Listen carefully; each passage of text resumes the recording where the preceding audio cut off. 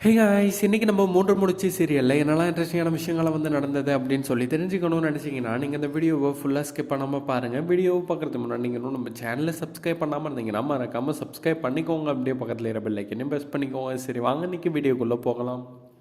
சுந்தரவல்லி பேசினது இன்றைக்கி எல்லாருக்குமே வந்து செமையாக வந்து காண்டாயிருக்கும். அந்தளவுக்கு வந்து பேசியிருக்காங்க, ரொம்ப ஓவராக வந்து பேசியிருக்காங்க. இப்படிலாம் வந்து நந்தினி மேலே வந்து அபாண்டமாக பழி போடுறது எப்படி தான் வந்து இவங்களால் முடியுதோ சொல்லிட்டு வந்து சுத்தமாக தெரியல. வாய்க்கோசாமல் வந்து பேசியிருக்காங்க. அதுவும் அவங்க அப்பா முன்னாடியே வந்து அப்படி பேசுகிறது ரொம்பவே கஷ்டமாக இருந்தது. அவரும் பாவம் மனுஷன் அழுதுகிட்டே வந்து கெஞ்சி கூத்தாடி கேட்டுக்கிட்டு இருக்காரு. ஏன் இப்படி பண்ணிட்டு இருக்கீங்க? உங்களை நம்பி தானே ஐயா வந்து என்னுடைய பொண்ணை வந்து அனுப்பிச்சு வச்சேன் இந்த வீட்டுக்கு. அந்த பொண்ணுக்கு இந்த வீட்டில் இந்த ஊரில் வந்து யாருமே தெரியாது இல்லை, ஏன் இப்படி பண்ணுறீங்க? எங்கே இருக்கேன்னு சொல்லுங்கள், தயவு செஞ்சு சொல்லுங்கள் அப்படின்ற மாதிரி சொல்லி வந்து அவரும் அழுதுகிட்டே கேட்டுட்ருக்காங்க. ஆனால் நம்ம சூர்யாவுடைய அப்பா வந்து ஒன்றும் ரெஸ்பான்ஸ் பண்ணாமே இருக்கார் ஸ்டார்டிங்கில்.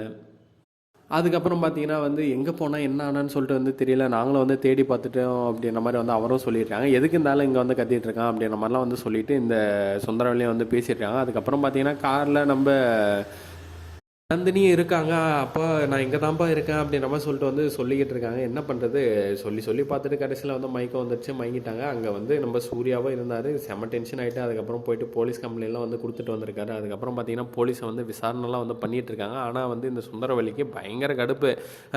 இவங்க எதுக்கு இங்கே வந்திருக்காங்க அப்படின்ற மாதிரி சொல்ல வந்து அவங்க கோபமாக வந்து பேசி இது பண்ணிட்டாங்க. இங்கே பாருங்கள் மேடம், கம்ப்ளைண்ட் வந்திருக்கு, அவங்க உங்கள் மருமக அப்படின்ற மாதிரி வந்து சொல்லியிருக்காங்க, 2 நாளாக காணோம் அப்படின்ற மாதிரி வந்து சொல்லிட்டு தெரிய வருது. இந்த விஷயத்தில் நான் கண்டிப்பாக வந்து என்ன ஏதுன்னு சொல்லிட்டு பார்த்தே ஆகணும் அப்படின்ற மாதிரி வந்து சொல்கிறாங்க. அதுக்கப்புறம் பார்த்தீங்கன்னா எல்லா இடத்தையும் தேடியும் பார்த்துட்டு இருக்காங்க. அப்படியே கூப்பிட்டு உட்கார வச்சு பேசிக்கிட்டு இருக்காங்க. அந்த டைமில் பார்த்தீங்கன்னா இந்த பொண்ணு எப்படி இந்த வீட்டுக்கு வந்தால் என்ன ஏது அப்படின்ற மாதிரி சொல்லிட்டு வந்து போலீஸ்காரன் கேட்குறாங்க. அந்த பொண்ணு எங்களுடைய மருமகளாம் ஒன்றும் இல்லை, அப்படி அது எங்கள் வீட்டு வேலைக்காரி அப்படின்ற மாதிரி வந்து சொல்லிட்டு சுந்தரவல்லியும் வந்து பேச போகிறாங்க.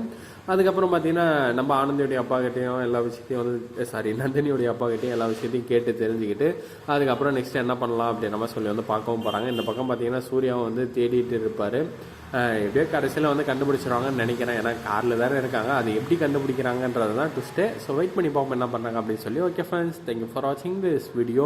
கண்டுபிடிச்ச பிறகு அப்படியே பல்லாருன்னு சுந்தரவல்லிக்கு ஒரு அலையே நம்ம சூர்யா விட்ட எவ்வளோ சூப்பராக இருக்கும். ஸோ வெயிட் பண்ணுவோம் என்ன பண்ணுறாங்க அப்படின்னு சொல்லி. ஓகே ஃப்ரெண்ட்ஸ், தேங்க்யூ ஃபார் வாட்சிங் திஸ் வீடியோ.